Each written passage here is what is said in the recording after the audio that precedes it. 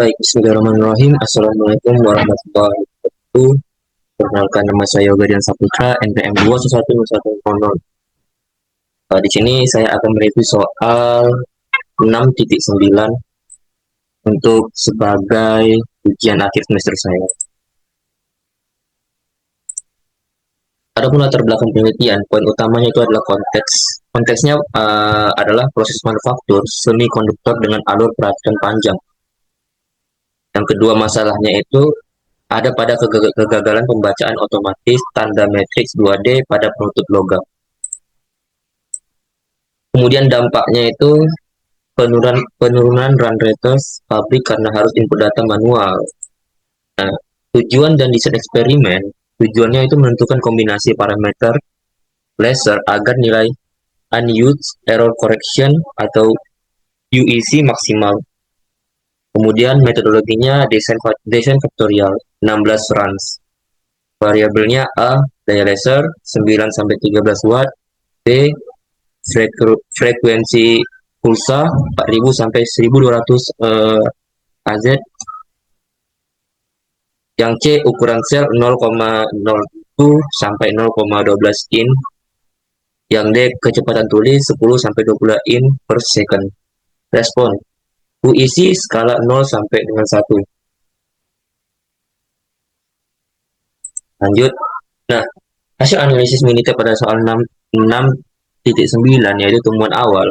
Analisis awal menunjukkan tidak ada faktor signifikan alfa sama dengan 0,5. Kemudian analisis lanjutan melalui grafik Pareto dan pooling mengabaikan interaksi tingkat tinggi. Faktor A, daya laser, teridentifikasi sebagai faktor paling dominan. Ini faktor A. Faktor A ini merupakan faktor paling dominan. Yud. Nah, dari hasil analisis tersebut, saya memiliki refleksi kritis, desain, dan validitas. Sesuai desain 16 runs atau 2 pangkat 4 efektif untuk screening, namun kurang dalam akurasi karena keterbatasan replikasi. Asumsi statistik normalitas terpenuhi. SC2 plot membentuk garis lurus. SC2 plot membentuk garis lurus. Independensi terpenuhi melalui pengacakan urutan run order. Homogenitas terpenuhi, namun ada catatan pada titik leverage tinggi. Nah, refleksi kritis kelemahan bias. Masalah replikasi, hanya menggunakan satu replikasi sehingga tidak ada full error. Potensi bias, pengabaian interaksi tingkat tinggi, 3 dan 4 faktor secara arbiter dilakukan demi mendapatkan nilai p-value, namun berisiko jika interaksi tersebut sebenarnya nyata secara teknis. Anomali data, terdeteksi observasi tidak biasa, data ke-12 yang bisa menjadi sumber bias model. Nah, usulan perbaikan atau future improvement dalam analisis, yaitu pertama, peningkatan replikasi, menambah jumlah replikasi untuk meningkatkan power dari uji statistik. Yang kedua, augmentasi desain, menambah center point untuk menguji adanya kelengkungan atau kurvatur pada respon.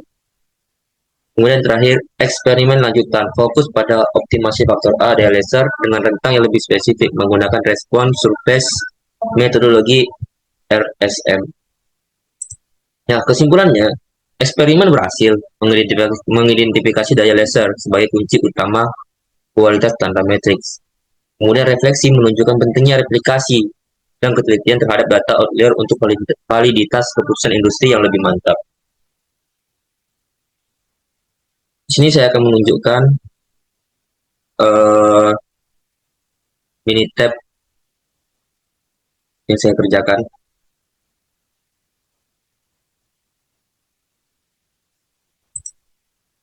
Sebentar saya cari dulu ini Minitabnya.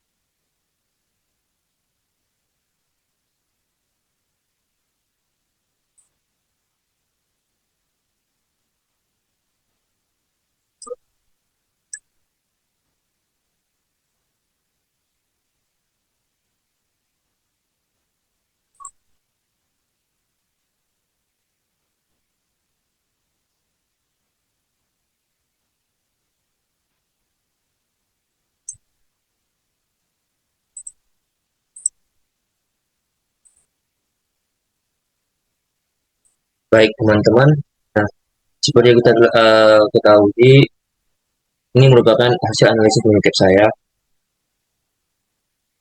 Bisa dilihat di sini, correct koefisiennya, teman-teman bisa lihat p-value-nya. Nah, ini merupakan, ini ada model summary-nya, analysis of variance, regression equation in uncoded units. Kemudian ini merupakan Pareto chart. Nah, di sini alpha sama dengan 0,05. Nah, di mana A merupakan interaksi yang paling dominan. Gitu, teman-teman.